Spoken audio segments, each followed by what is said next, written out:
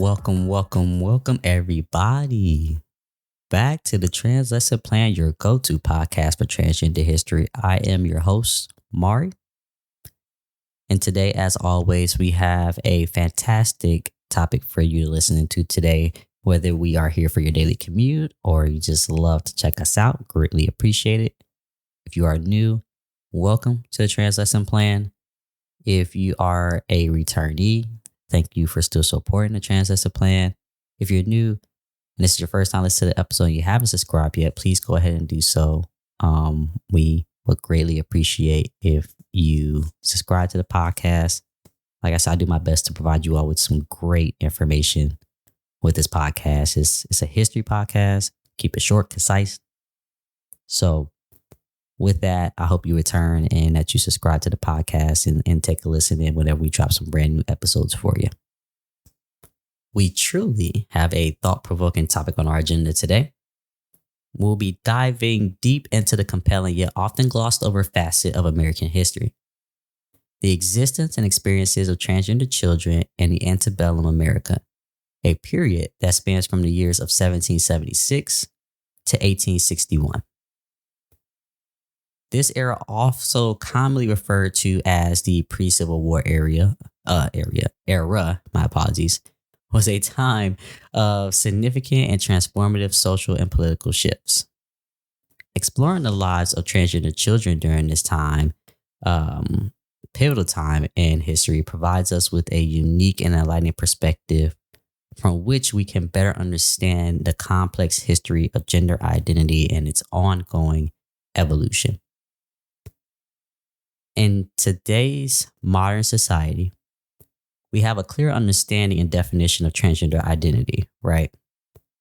However, during the Antebellum era, the concept of transgender identity as we know it today was not explicitly recognized or comprehended. Yet, this does not negate the fact that such identities were present. Historical records provides us with documented cases of children who bravely defined their assigned gender roles, displaying behaviors and expressing identities that deviated from the societal expectations of their time. And looking back, we can interpret these behavior patterns as indicative of what we now understand as transgender behavior. However, the journey for these transgender children was obviously far from easy. The societal norms of their time were rigid and uncompromising, leaving little to no room for deviation or individuality. So transgender children were often met with rejection, discrimination, and a severe lack of understanding and empathy.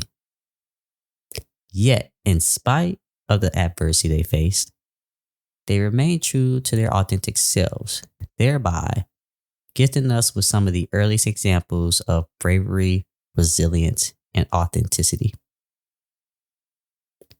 A prime example of this courage is the case of Joseph Lobdell, born as Lucy Ann Lobdell in 1829. Lobdell spent the majority of his life living as a man, refusing to conform to the female gender roles he was assigned at birth. Despite societal norms of the time and the legal, proscriptions against such behavior, Lobdell remained unyielding in his identity.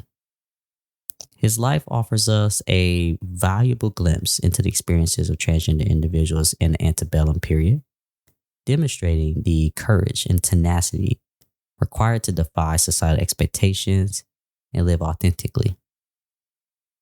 However, the stories of transgender children from this era are not solely tales of hardship and struggle.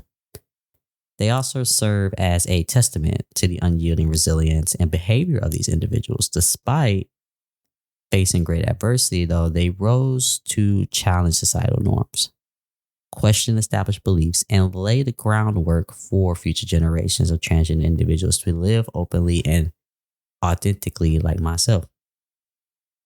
And possibly, of course, anyone that's listening and is part of the community as well. Um, the influence of these early transgender experiences on the contemporary transgender community is unmeasurable, if you ask me. And the narratives of these transgender children contribute significantly to our understanding of gender identity, effectively debunking the widespread myth, right, that transgender identities are a recent and modern phenomenon. And they serve as a reminder that transgender individuals have existed throughout the annals of history, persisting in the face of societal norms and discrimination. So as we look back into the key points here, this is one of my favorite episodes. I think I probably am going to record until the next favorite comes up. But like I said, back in history, sometimes what we think isn't considered to be part of the community is. Not all, but most. We try our best to keep these documented stories, these or histories of people, so that we can know that these things existed ahead of time, rather than what, as you just heard me say, is not a recent phenomenon.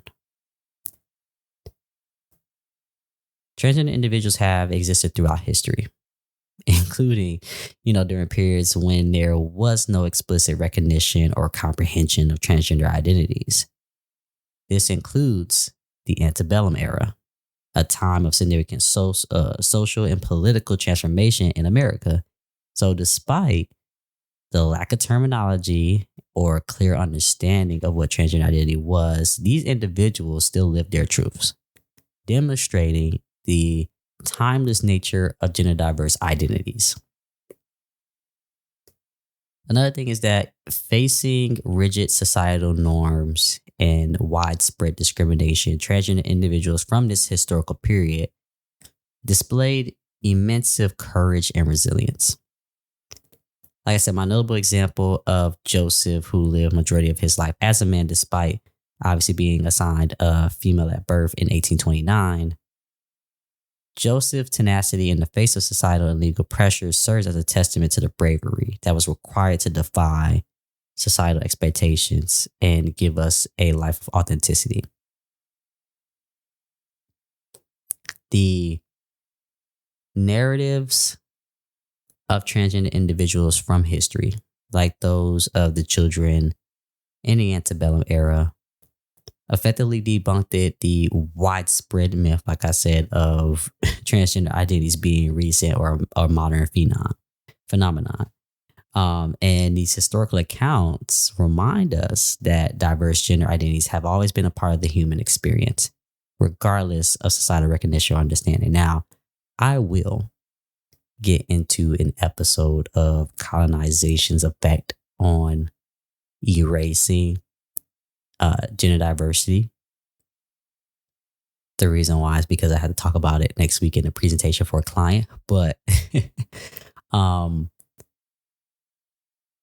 promise you that episode I'm going in. I want people to understand that I do this podcast to educate and let people know that this has been around forever.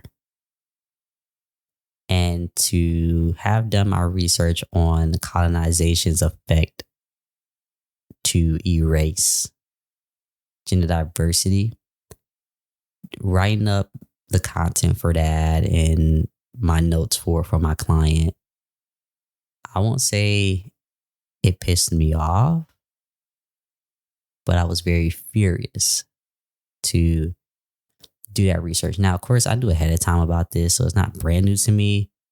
But like I said, having to do a little bit more deep dive into it, to provide actual facts and debunk myths and stereotypes, was something, like I said, that had me a little heated. So I'm just I want to kind of go out there. But there will be a podcast episode on that too as well.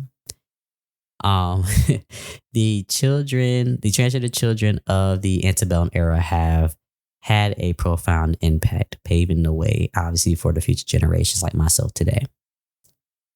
Despite, the adversity that they face, these individuals challenge societal norms. They question the established beliefs and, like I said, laid the groundwork for the future generations like myself. and their actions and experiences have had a lasting influence, shaping right now our current understanding of gender identity, and really even paving a lot more too as well. Like I said, while there has been a substantial progress in recent years towards understanding, accepting, and celebrating these diverse gender identities, there is still a significant amount of work that needs to be done, which we all know. And the narratives of the past, though, reminds us of the struggles faced by the transgender community, highlighting the need for ongoing efforts towards achieving equality and acceptance. These important takeaways invite us to reflect on the complexities of gender identity throughout history, to appreciate the courage of those who defined societal norms to live authentically, and to recognize the ongoing struggles and achievements of the transgender community. As we dive into these historical narratives, we acknowledge the progress of that. Nonetheless, though, we must also recognize the ongoing challenges still faced today in the transgender community and acknowledge the considerable amount of work that still needs to be done. So with that,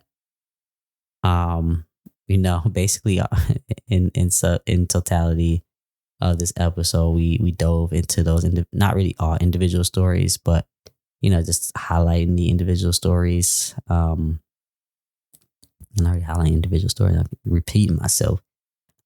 We talk about the stories of transgender children in the Antebellum America, talking about their lives, their struggles, and the profound impact on society. So with that is the end of our episode. You can follow the Transgender Plan on social media at Transgender Plan, no asterisks, of course. If you'd like to follow me, the host, you can follow me at mariiiwrld, that's MAR3IWRLD. Please check out our website. You can go to www.transgenderplan.com. That's where you find all of our episodes and any important fancy things on there. And lastly, we will have a Patreon coming soon, which will which will talk about, you'll have a members only type of setup to where you can get longer episodes rather than like the 15 minutes that we normally get here. Episodes that will never air on the Transgender Plan. Not saying that they're bad, but I gotta give my members a little bit some special and a couple other perks that I like to have on there as well. So stay tuned for the Patreon. I'll release that as soon as I possibly can via social media and on the website as well. So until then, we encourage you to keep exploring, keep questioning, and maintaining an open mind. We extend our heartfelt thanks to the world's universal libraries for being able to provide me with obviously all the content that I need to make this podcast doable, especially this episode as well. So with that, I hope everyone has a great rest of your day. If it is the weekend for you, the weekend. And I will see you all back here on the next episode of the Transgender Plan. See you later.